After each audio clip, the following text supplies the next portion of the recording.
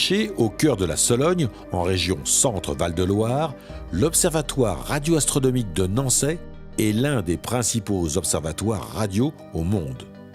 Mais ici, pas de télescope optique pour explorer le cosmos dans la lumière visible. Non, les chercheurs captent les ondes radioélectriques émises par les objets célestes avec des radiotélescopes. Fusion de trous noirs, recherche d'exoplanètes, rotation de pulsars. Ces ondes radio venues des confins de l'univers sont émises par de nombreux phénomènes cosmiques qui recèlent encore bien des mystères. Nous vous emmenons à la rencontre de radioastronomes qui, depuis l'Observatoire de Nançay, recueillent et analysent ces ondes radio pour mieux comprendre notre univers.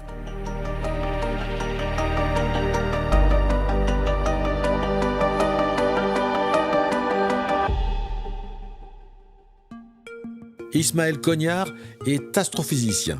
Il nous fait découvrir le radiotélescope décimétrique géant, un instrument monumental, le 4e plus grand radiotélescope au monde. Derrière nous, on voit le miroir plan, qui est le miroir sur lequel se fait la première réflexion des ondes radio. Il fait 200 mètres de large, 40 mètres de haut. Il est constitué de 10 panneaux qui font 20 mètres chacun. Chacun fait 50 tonnes, donc chacun a son moteur. Et en fait, on a besoin de beaucoup de puissance électrique pendant un court temps, quelques minutes, le temps de bouger le miroir. Et en fait, on a notre propre groupe électrogène qui produit l'électricité pour alimenter ces 10 moteurs. Alors avec ce grand instrument-là, on n'attrape pas des papillons, hein, on attrape des ondes radio. Donc quelque chose qui est un petit peu comme la lumière, mais pas la même couleur.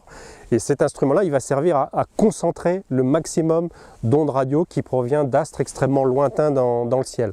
Donc il va y avoir un premier miroir qui va aller chercher les ondes à différentes hauteurs dans le ciel, qui va les faire se propager sur le long du sol au-dessus de nos têtes pour aller sur le deuxième miroir qui est sphérique et lui qui va, comme un entonnoir, qui va tout concentrer sur un récepteur qui est situé dans le chariot mobile qui est là-bas. C'est dans ce chariot, qui peut glisser sur une distance de 80 mètres, que les ondes radio venues du fin fond de l'univers sont concentrées puis converties en signaux électriques. Pour avoir le moins de parasites possible, ce que l'on appelle le bruit, tous les instruments placés à l'intérieur du chariot sont refroidis à des températures proches du zéro absolu, c'est-à-dire environ moins 270 degrés Celsius. Ensuite, les signaux électriques sont envoyés à quelques centaines de mètres de là, dans la salle de contrôle, centre névralgique de commande du radiotélescope de Nançay. L'installation est entièrement grillagée pour éviter que les ondes produites à l'intérieur ne viennent polluer les signaux reçus par le radiotélescope.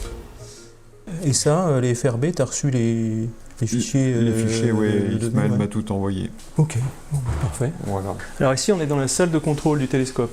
C'est ici qu'on contrôle tous les éléments, les miroirs, les mouvements du chariot, les récepteurs, toute la chaîne de réception d'un bout à l'autre. Et ça, c'est le travail de Daniel, qui est ici présent, qui est observateur au radiotélescope. Donc ici, par exemple, l'écran de gauche, on a représenté tout en haut les 10 miroirs qui représentent le miroir mobile, qui sont alignés sur un axe est-ouest. Et puis en dessous, on a tout un tas de drapeaux, on va dire, qui nous indiquent si le groupe électrogène qui produit l'énergie pour tel miroir est ainsi, si le frein qui bloque tel autre miroir, il est dans la bonne position, etc. Donc on a toute une suite d'une série de capteurs qui nous permettent de contrôler vraiment l'état complet de la mécanique. Et puis de l'autre côté, on a vraiment l'autre bout de la chaîne, c'est le signal en fonction du temps. Hein, ici, on a une échelle temporelle. Ici, c'est des volts, c'est la tension qu'on mesure à la sortie du détecteur. Et donc, on a en temps réel l'intensité du signal qui arrive sur ce genre de signal. On va voir les parasites qui arrivent. Donc, les parasites, c'est effectivement des téléphones portables, les gendarmes qui communiquent entre eux, un radar pour l'aviation civile qui se met en route à un moment donné. Donc, tout ça effectivement, on peut le traquer. On a une oreille qui fait 7000 m² de surface. C'est-à-dire que quand on compare à la petite antenne d'un téléphone portable, là, on a 7000 m². Donc on est beaucoup plus sensible. Grâce à ce radiotélescope ultrasensible, les astrophysiciens réussissent la prouesse de capter des signaux lointains du cosmos en ondes radio. Des ondes qui peuvent être le signe de la fusion de trous noirs par exemple, ou encore de la présence de pulsars, un objet devenu l'une des spécialités de l'Observatoire de Nançay. Le pulsar, c'est une grosse étoile qui à la fin de sa vie a explosé. Et ça fait un même phénomène que celui du phare au bord de la mer. Vous avez deux faisceaux radio qui sont attachés à l'étoile et qui tournent avec. Et donc à chaque rotation de l'étoile, vous avez un faisceau radio qui passe devant le radiotélescope. Et si on transformait ça en ondes sonores, on entendrait bip, bip, bip, bip. Et si on le met sous forme graphique pour une étude scientifique, ça vous donne ce genre de signal. L'étoile a son cône qui balaye l'espace, on ne le voit pas. Et là, l'étoile est dirigée vers nous. Et ce que fait le télescope, c'est déterminer le plus précisément possible l'instant auquel arrivent ces bips. Avec ce télescope, par exemple, pour cet objet-là, qui s'appelle 1909-3704, c'est son nom, on est capable de dater l'arrivée de l'impulsion radio à une vingtaine de milliardièmes de seconde, alors qu'elle s'est propagée pendant des milliers d'années dans notre galaxie. La régularité est quasi parfaite, et ça va pouvoir servir à faire plein d'études, même des études de physique fondamentale. Ces pulsars ultra denses et compacts permettent aux chercheurs d'étudier des événements physiques impossibles à reproduire sur Terre.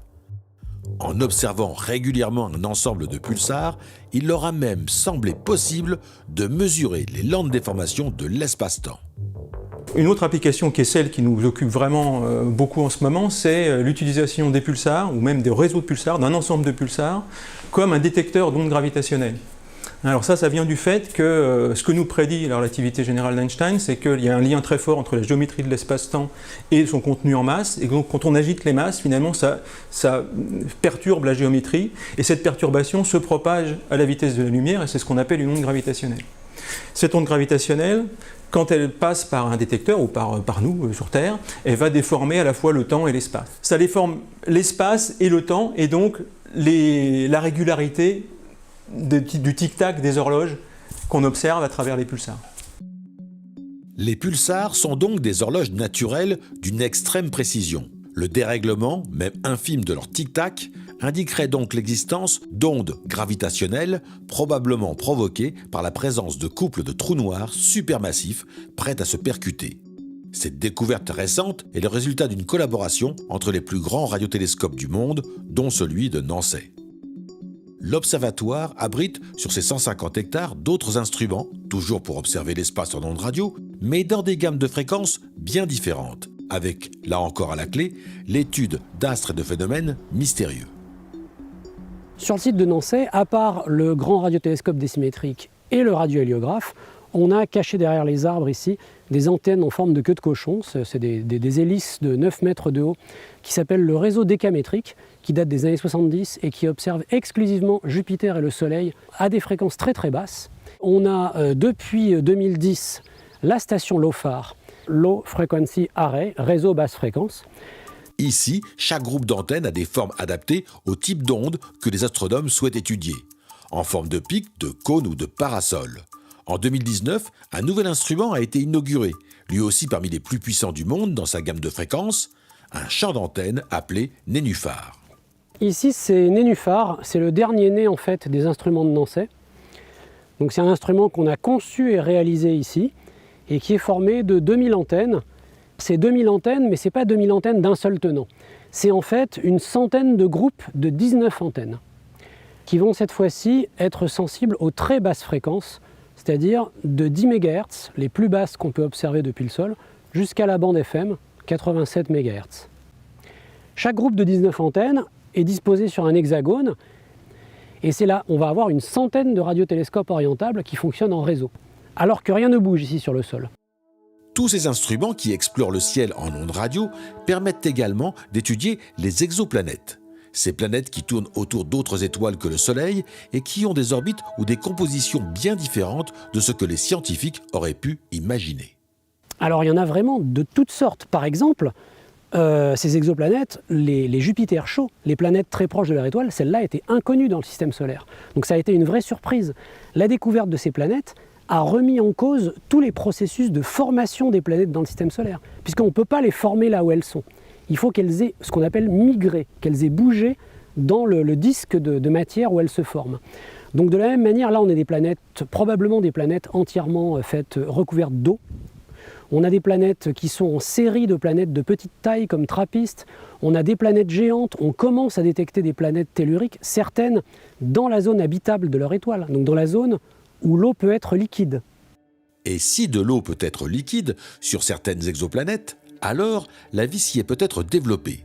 C'est évidemment l'une des énigmes que l'on cherche à résoudre, mais ce n'est pas la seule quête de ces recherches. Bon, pourquoi on recherche ces exoplanètes avec autant d'acharnement? Bon, il y a au moins 2 motivations. Il y a celle du physicien, qui est dans l'astrophysicien. Lui, il veut comprendre le champ magnétique, comment ça marche, comment la surface est protégée, etc. Bon.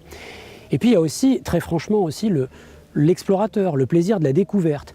Parce que ce sont des signaux qui sont tellement difficiles à trouver en radio qu'aller chercher vraiment le signal dans la forêt de parasites, dans le bruit de fond galactique, c'est extrêmement difficile et c'est extrêmement motivant. Et c'est une compétition internationale. Compétition, mais aussi collaboration, car les découvertes se font généralement grâce à la mise en réseau de plusieurs instruments. Salut Jean-Mathias. Ça va? T'es où là? Là, je suis à Hambourg. Ah, Hambourg, d'accord, ok. Bon, bah écoute, heureusement qu'il y a Internet, c'est bon. Bon, t'as vu, on a eu des observations de taux Bootis, donc la nuit dernière et cette nuit. Ben, ça tombe bien, je suis justement en train de vérifier si tout s'est bien passé. Ouais.